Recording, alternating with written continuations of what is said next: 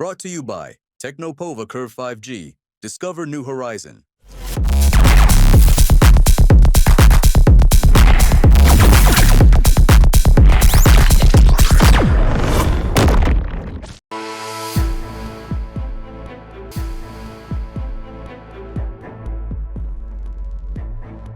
किस हद तक जाएंगे ये दलित राजनीति जो आपने सौरभ जी सवाल पूछा कि जातीय जनगणना वाला मसला उठा रहे हैं, ये हमारे चलते हो रहा है, हमारे दबाव की वजह से हो रहा है।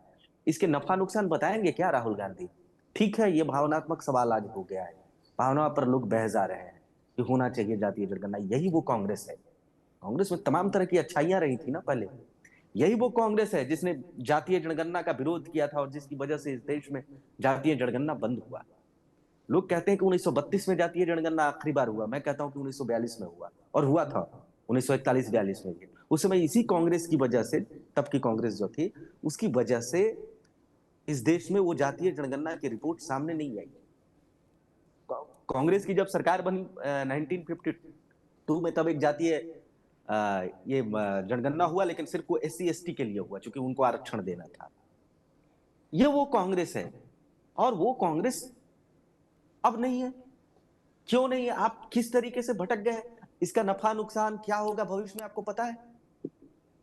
नहीं पता है। आप सिर्फ भावनात्मक तौर पर सवार होकर के जिधर चले जनता कह रही है ये मुद्दा है तो उठा देते हैं। गिनाइए ना उसके नफा नुकसान। आप वोट में तब्दील कर पाएंगे, जाति गिन करके आप वोट भी गिन लेंगे, लेकिन उसके उनके उत्थान का क्या होगा? आप एक समाज में वैमनस्यता फैला रहे हैं। इसी भारत में यही तो बात कही गई थी ना कि अंग्रेजों ने किस तरीके से देश पर हुकूमत किया, तो भारत की जातियां गिन करके फूट डालो राज करो के सिद्धांत के मूल में क्या था? यही तो था जातीय जनगणना। तो अब बीजेपी कराने जा रही है, तो उसके बारे में क्या सोचना है आपका फिर? हाँ, ये सही, ये मसला है।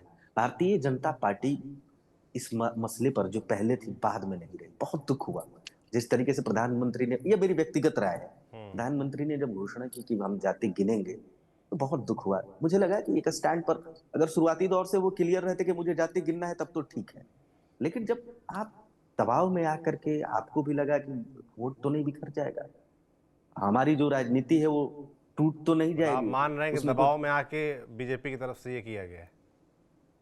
मुझे तो लगता है कि ये दबाव में, और दबाव में कांग्रेस के दबाव में नहीं आया, वोटरों के दबाव में। मैं किसी पार्टी का नाम नहीं ले रहा हूँ। जी। वह जो सरकार है उसको लगा कि मेरी वोट बैंक की राजनीति है, उसमें हम कमजोर पड़ जाएंगे।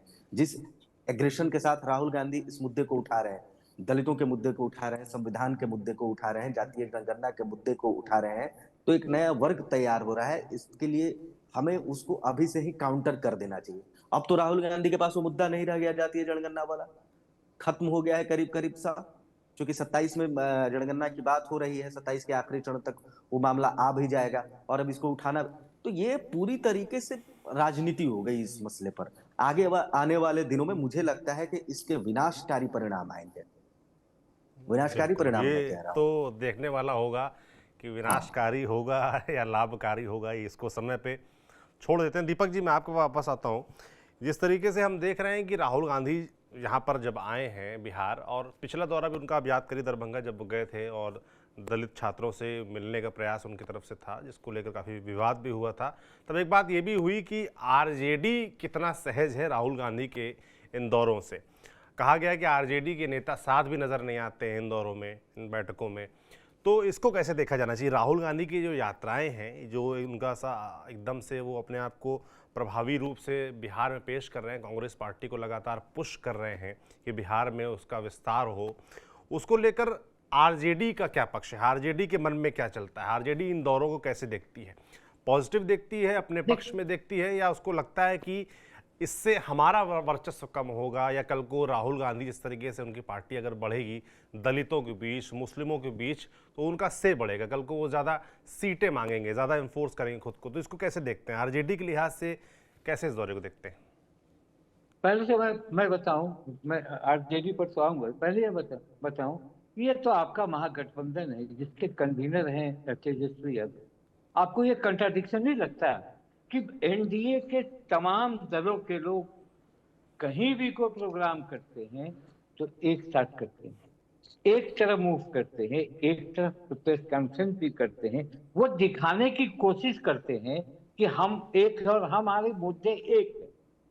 ये अंदर क्या होगा दोनों तीनों चारों में ये नहीं कहता, मगर आपको ये नहीं लगता कि आप महागठबंधन में हैं, इतने बड़े इशू पर राहुल गांधी आप आ रहे हैं बिहार, क्या आपके घटक दल के लोग आपके साथ क्यों नहीं बैठ रहे हैं, या आप क्यों नहीं बैठने दे रहे हैं? ये तो साफ झलक रहा है कि कांग्रेस चाह रही है कि मैं एक ऐसी स्थिति पैदा कर दूं कि तेजस्वी यादव खुद ब खुद कहें कि यह 70 सीट लें या 50 सीट लें या 80 सीट लें और हम बड़े भाई की भूमिका में मेरी टक्कर हो जाए भाजपा, और ये हम दो नेशनल पार्टी बड़े भाई के रूप में दोनों घटक में आ जाए। तो देखिए, तेजस्वी यादव तो अभी खुद परेशान है, उनकी परेशानी अब ये ओवैसी के साथ, ओवैसी इनसे हाथ मिलाना चाहते हैं, मिलेगा या नहीं मिलेगा ये अलग बात है। उनके घर में जिस तरह से विवाद है, जिस तरह से उनको पप्पू यादव घेर रहे हैं, जिस तरह से उनको प्रशांत किशोर घेर रहे हैं और जनता दल यूनाइटेड घेर रही है, तो वो तो छटपटाहट में है ना। तो उसमें ये था कि साझा कार्यक्रम नहीं है, और वो